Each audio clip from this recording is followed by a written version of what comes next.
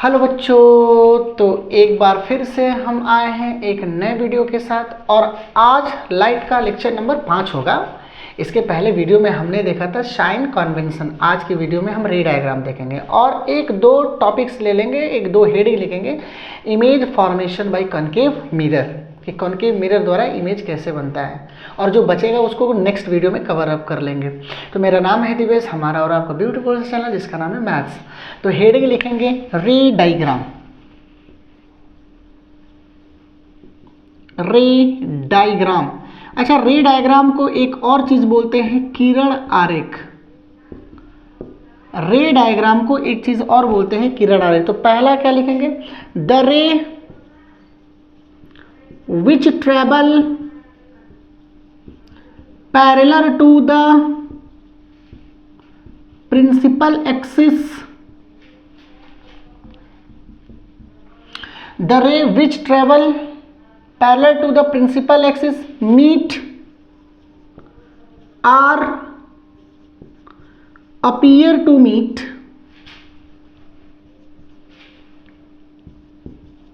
after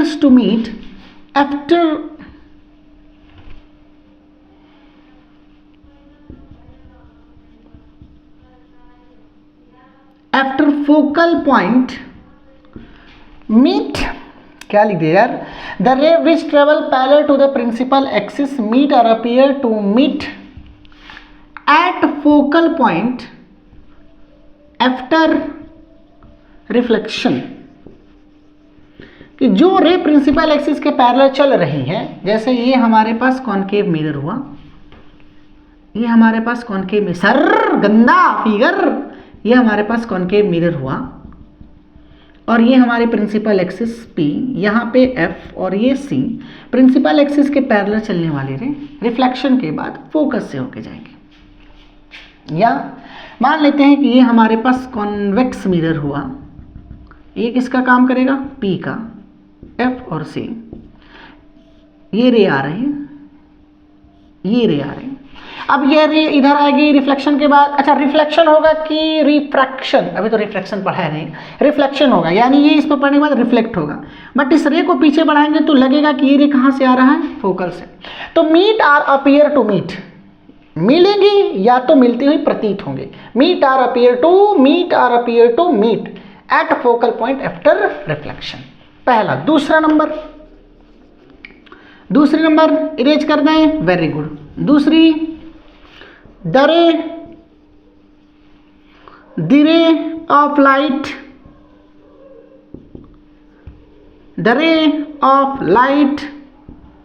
which passes through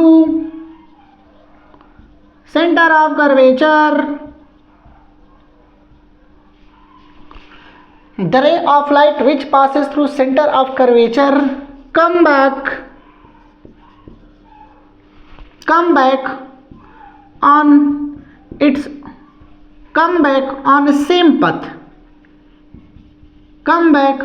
same path after reflection is called, after reflection the ray of light which passes through centre of curvature come back on same पथ after reflection. की मतलब जो light की रे centre of curvature से होके जा रही है, मिरर से रिफ्लेक्शन के बाद उसी रास्ते से वापस आ जाएगी।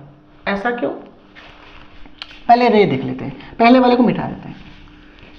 ये हमारा कॉनकेव मिरर, ये प्रिंसिपल एक्सिस P, F और ये C। अब ये रे C से गई, जैसे गई उसी से वापस आए। क्यों? मैंने बताया था कि सेंटर ऑफ कर्वेचर से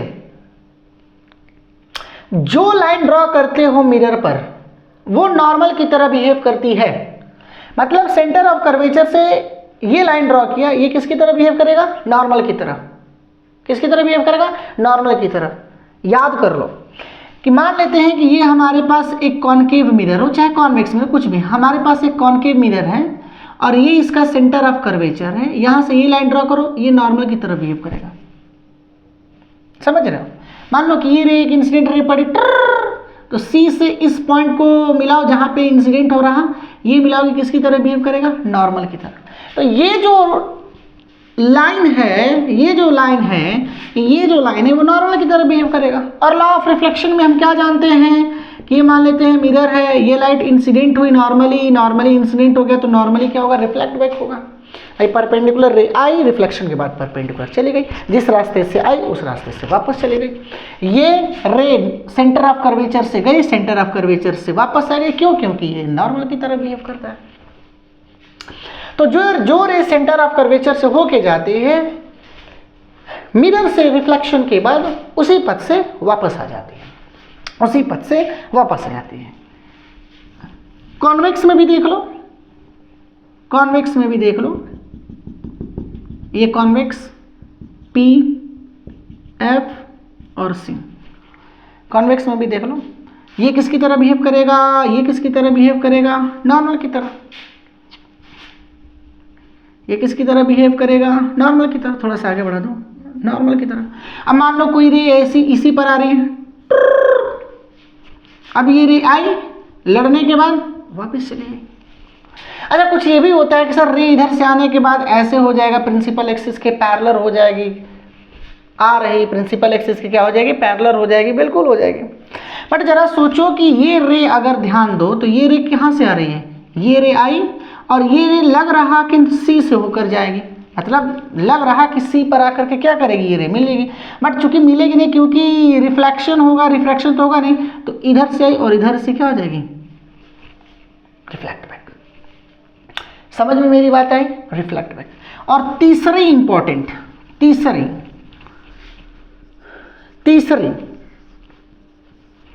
द रे विच पासिस, ये इंपॉर्टेंट है, सी और एफ में डिफरेंस है। The ray which passes through focal point became parallel to the principal axis after reflection। मतलब जो रे फोकल से होकर के जाएगी, जैसे ये कॉनकेव हुआ, ये एफ और ये सी, जो रे फोकस से होकर के जाएगी, मिरर से रिफ्लेक्शन के बाद प्रिंसिपल एक्सिस के पैरेलल हो जाएगी। कन्वर्स ऑफ द फर्स्ट, जो रे पहला क्या था, जो रे प्रिंसिपल एक्सिस के पैरेलल जा रही है, रिफ्लेक्शन के बाद फोकस से होके जाएगी। उल्टा सोच लो, जो रे फोकस से होके जाएगी, रिफ्लेक्शन के बाद प्रिंसिपल एक्सिस के क्या हो जाएगी, पैरेलल हो जाएगी। तो ये तीनों बातें अपने दिमाग में याद कर लो। और एक बात और याद कर लेंगे, हालांकि इसको बाद में प्रूफ करेंगे, कि m is equals to v upon में u होती है, मॉडुलस ऑफ v। मैंने m का मतलब होता है मैग्निफिकेशन, v अपान में u, मैग्निफिकेशन मॉडुलस ले लेंगे। हालांकि m का जो ओरिजिनल फार्मूला होता है वो होता है माइनस v अपान में u मिरर के लिए, बट हम v अपान u लिखेंगे मॉडुलस। नेगेटिव पॉजिटिव को भी छोड़ देंगे, बाद में देखेंगे कि नेगेटिव कैसे आया, पॉजिटिव क्यों नहीं हो रहा, नेगेटिव का क्या मतलब होता है, बाद में देखेंगे। फिलहाल m is equals to v upon u, जहां v क्या है, इमेज पोजीशन या इमेज डिस्टेंस, u क्या है, ऑब्जेक्ट डिस्टेंस, v क्या है, इमेज डिस्टेंस, u क्या है, ऑब्जेक्ट डिस्टेंस। ठीक, m is equals to v upon u। Magnification का मतलब होता है कि किसी मिरर द्वारा किसी भी ऑब्जेक्ट की इमेज कितनी बड़ी या कितनी छोटी बन सकती है, अलग अलग केसेस में, अलग अलग पोजीशन पे। ओके, तो हेडिंग लिखेंगे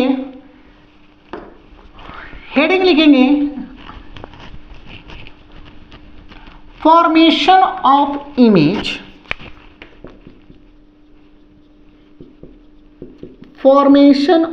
इमेज बाय कॉनकेव मिरर, कि कॉनकेव मिरर द्वारा इमेज कैसा बनता है। नंबर 1, 6 केसेस लेंगे, आज बस 1 केसेस लेंगे, कल के वीडियो में 5 खत्म करा देंगे।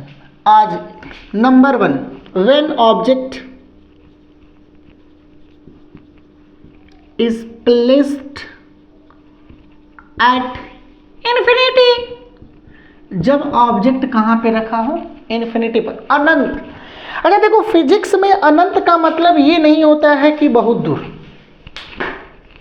फिजिक्स में अनंत का मतलब ये नहीं होता है कि बहुत आकाश में चला जाए। फिजिक्स में जो इन्फिनिटी है एक रिलेटिव टर्म होता है, कंपेरेबल। रिलेटिव का मतलब होता है कंपेरेबल, किसी एक बड़े के कंपैरिजन में किसी एक छोटे की तुलना करना। मान लो हमारे पास दो ऑब्जेक्ट हैं और दो ऑब्जेक्ट की कंपेयर करना। मान लो हमारे पास एक इतनी बड़ी वायर है, दिख रहा है ना, इतनी बड़ी वायर है, और इसकी जो थिकनेस है वायर की, मान लेते हैं इतनी पतली, इतनी पतली।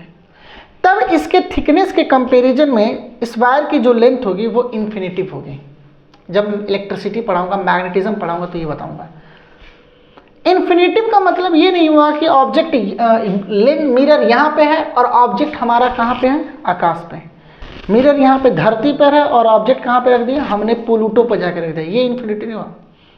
इन्फिनिटी का मतलब होता है कि मिरर के फोकल लेंथ के कंपैरिजन में, मिरर के फोकल लेंथ के कंपैरिजन में जो ऑब्जेक्ट की डिस्टेंस है वो बहुत ज़्यादा है। अरे तुम्हारे लैब में जो मिरर आते हैं उसकी फोकल लेंथ कितनी होती है, हद से 20 सेंटीमीटर, 18 सेंटीमीटर, 15 और 20 के बीच में, हद से हद ज़्यादा 22-23 जाता है, बट कम इतना रहता है। So when an object is placed at infinity, जैसा मन करे वैसा समझ लो, कोई टेंशन ना आए हमको। When object is placed at infinity, तो ये कॉनकेव मिरर और ये पोल, यहाँ पे F और यहाँ पे C। अब इन्फिनिटी का मतलब ऑब्जेक्ट तो दिखाई नहीं देगा, तो मान लेते हैं कि ये ऑब्जेक्ट रखा हुआ है। अच्छा, किताब में इसको ऐसे बनाया हुआ है, इसको काट दिया, टेंग डेंग डेंग, इसको काट दिया हुआ है, इन्फिनिटी पर ऑब्जेक्ट। ठीक। अच्छा, इन्फिनिटी पर जब ऑब्जेक्ट रहती है तो जो रे आती है वो पैरेलल आती हैं, तो पैरेलल लिया दो, पैरेलल लिया दो। अब ये दोनों के दोनों रिफ्लेक्शन के बाद, प्रिंसिपल एक्सिस के पैरेलल चलने वाली रे रिफ्लेक्शन के बाद कहाँ से होके जाएंगी, फोकस से। कहाँ से होके जाएंगी, फोकस से। अब ये दोनों के दोनों रे, ये दोनों के दोनों रे रिफ्लेक्शन के बाद जिस पॉइंट पर मिल रही वही इमेज बनेगी। हाँ, ये बात इंपॉर्टेंट है। किसी भी ऑब्जेक्ट से दो रे निकालते हैं, इमेज फॉर्मेशन के लिए किसी भी ऑब्जेक्ट से दो रे निकालते हैं, और वो दोनों के दोनों रे रिफ्लेक्शन के बाद जिस पॉइंट पर मिलेगी वहीं पे इमेज बन जाएगी। अब ये दो रे चलिए, समझ रहे हो, रिफ्लेक्शन पर ऐसे गई, रिफ्लेक्ट हो गया। अब ये इस पॉइंट पर मिल रही है, मतलब इन्फिनिटी पे रखा हुआ ऑब्जेक्ट की इमेज यहां पर बन जाएगी। कैसा बन रहा, एकदम पॉइंट की तरह, एकदम पॉइंट की तरह इतना। तो क्या लिखोगे, position of image first at focal point, और क्योंकि बहुत छोटा है, पॉइंट की तरह है, तो कहेंगे हाईली डिमिनिस्ड, एकदम बुता गया। डिमिनिस्ड का मतलब होता है बुझा हुआ, बुता गया, बुझ गया, एकदम खत्म, हाईली डिमिनिस्ड, एकदम। अच्छा, मैग्निफिकेशन निकाल के दिखाओ तो m इज इक्वल्स टू, मैंने बताया V/u। ऑब्जेक्ट कहाँ पे है, इन्फिनिटी पर, तो u का मान इन्फिनिटी रखो। m इज इक्वल्स टू V/इनफाइनाइट, और 1/इनफाइनाइट का मतलब कितना होता है, 0। किसी भी नंबर के डिनोमिनेटर में इनफाइनाइट है तो उसकी वैल्यू होती है 0। सो मैग्निफिकेशन क्या होगी, अरे एकदम छोटा है पॉइंट की तरह, तो मैग्निफिकेशन क्या होगी, खत्म होगी। तो आज के लेक्चर में इतना ही, मन नहीं कर रहा था यार। कल फिर से मिलेंगे नए वीडियो में, कंप्लीट कराऊंगा। इसका 5 फिगर और बाकी है, फिर कॉन्वेक्स की बात करेंगे, उसके बाद मिरर फार्मूला डिराइव करेंगे। तब तक पढ़ाई करते रहो। All the very best.